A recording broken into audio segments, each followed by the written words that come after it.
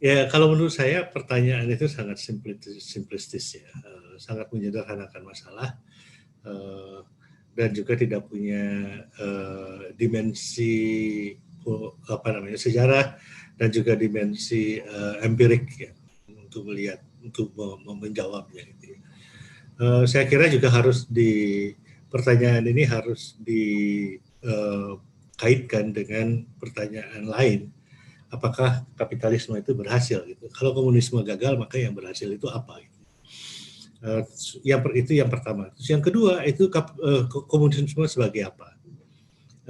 Apakah komunisme sebagai sistem kepartean, apakah komunisme sebagai sistem kenegaraan, atau komunisme sebagai ide yang menginspirasi banyak orang.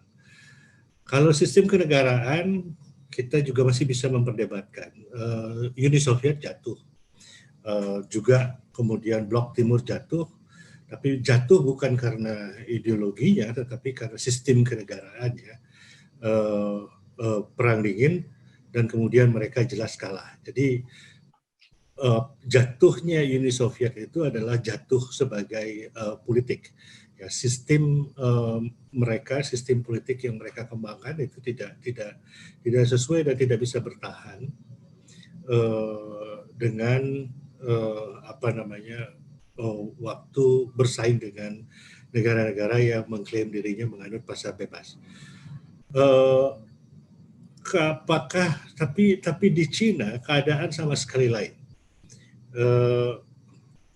Saya berulang kali memikirkan ini dan kemudian memikirkan bagaimana mungkin sebuah negara dengan 1,3 miliar penduduk itu bisa memberi makan penduduknya, dan industrialisasi dalam waktu 25 tahun.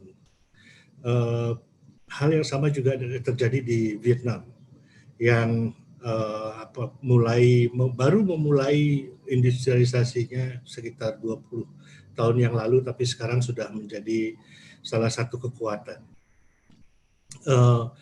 Dan itu terjadi, mungkin orang mengatakan, loh ini kan bukan sistem kapitalisme, bukan sistem komunisme, ini sistem kapitalisme. Ya, kapitalisme yang dilakukan oleh negara, persis seperti yang dilakukan oleh Uni Soviet sebetulnya, tetapi gagal. Terus kemudian ada yang tidak dicatat bahwa apa yang menyebabkan negara-negara ini begitu cepat untuk maju, dan juga negara-negara Barat. Kalau kita familiar dengan sejarah Eropa sebenarnya, terutama dengan yang berkaitan dengan revolusi,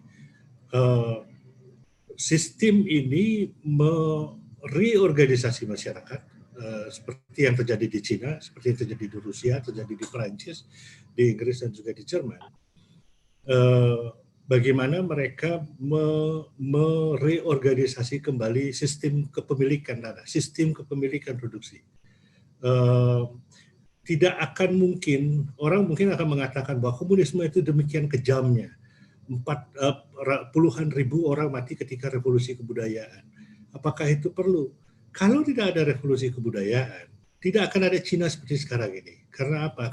Karena sistem Cina pada masa klasik itu di masa sebelum komunisme berkuasa itu dikuasai oleh kaum feodalis, dikuasai oleh yang juga mempunyai kekuatan untuk melakukan perang, yang mempunyai kekuatan untuk melakukan mempengaruhi kekuasaan.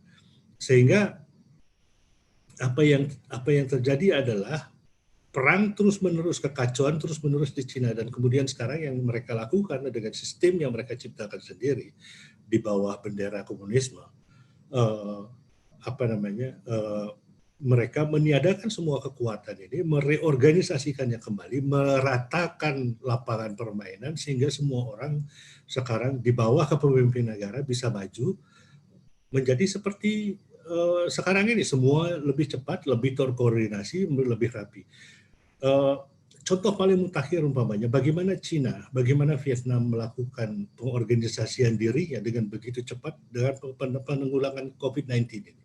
Ya, Amerika tertatih-tatih karena level kepemimpinannya luar biasa. Kita melihat kekacauan luar biasa di Amerika mulai dari tingkat pemerintah federal, mulai dari tingkat pemerintah negara bagian, tidak ada orang yang mampu mengkoordinasikan ini. Nah, sistemnya adalah totalitarian, ya betul, ya. Tapi persis pada saat-saat krisis seperti ini, isi sistem seperti itu diperlukan. Ya, orang perlu untuk taat atau dapat guidance dari atas. Dan itu yang mereka lakukan di Cina. Mereka mengatakan bahwa sistem ini korup. Kalau Anda familiar dengan sistem bagaimana urban politics di Amerika, yang kebetulan saya belajar juga sedikit, Anda akan melihat bahwa betapa korupnya sebetulnya sistem ini. Tidak ada lebih, tidak kurang dengan apa yang terjadi di Cina sekarang. Ya, tetapi apakah mereka akan mengatakan bahwa ini akan kolaps seperti Soviet? Ya, Soviet bisa kolaps, tapi kita juga mempertanyakan apakah itu karena faktor-faktor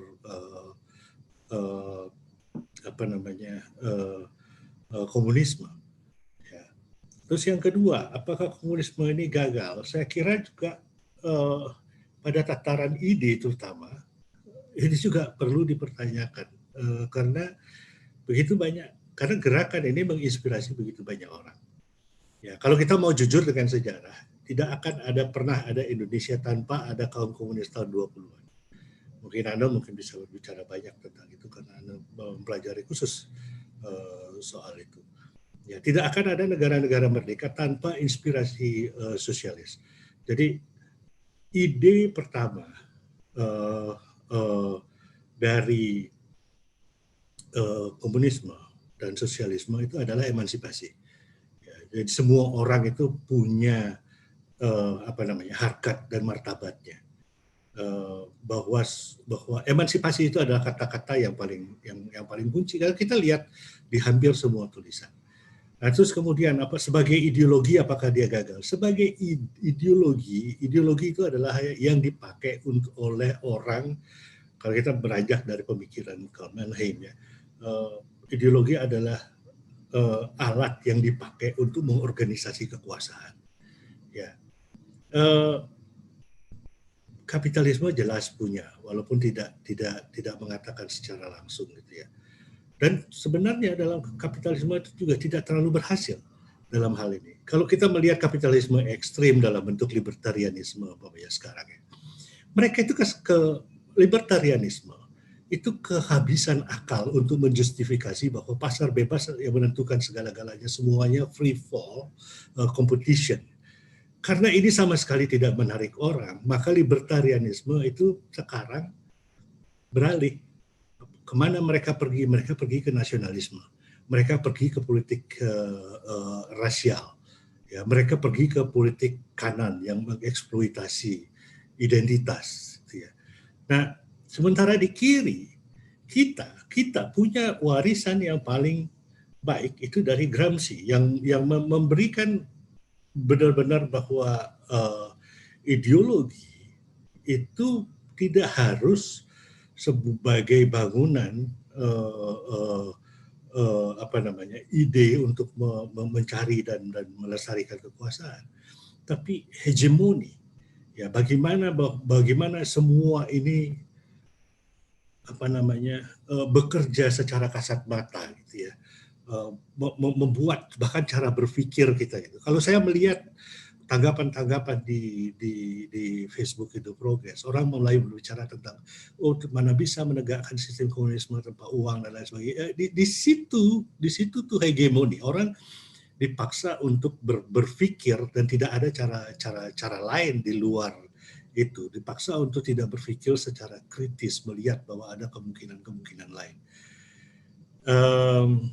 Tentu sebuah artikel saya kira yang mutunya sangat rendah, yang dipakai untuk sebenarnya menjilat kekuasaannya Jokowi, nggak patut untuk didiskusikan menurut saya, tapi karena dia sudah memantik ke kontroversi dan di pada sisi itu bersorak, ini ya saya kira itu jawaban saya bahwa tidak terlalu sistematis, tapi mungkin bisa membawa kita masuk ke persoalan yang lebih dalam.